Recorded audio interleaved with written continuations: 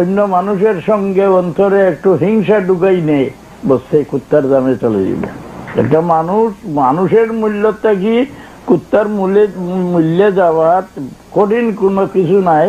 মানুষের সঙ্গে হিংসা অন্তরে স্থান দিলেই কুত্তার দামে একটা মানুষ চলে যায়। কুত্তাকে মানুষে ঘৃণা করে না, আপনি অতি সম্মানী হন, আপনাকে দেখলেই মানুষের সালাম দে। এই সম্মানটা একটু কমানোর ঔষধ শিখিয়ে দিতে হয়, যে শিখিয়া যান। অন্য লোকের সঙ্গে একটু হিংসা মনে স্থান দিলেই আপনাকে আর সালাম দিবে না, কুত্তার চোখে ঘৃণার চোখে দেখবে। কোরআন শরীফ আল্লাহ বলছে, মাসালুহুম কামাসালিল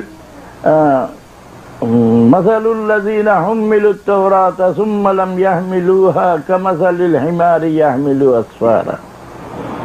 গাধার সঙ্গে তুলনা দিয়েছেন, যে শিখিয়া এগুলা আমলে আনে না, এগুলা কাজে লাগায় না, সে অবিকল একটা গাধা, তার পিঠে কিতাবের বোঝা সে এগুলো বহন করে নিতে আছে।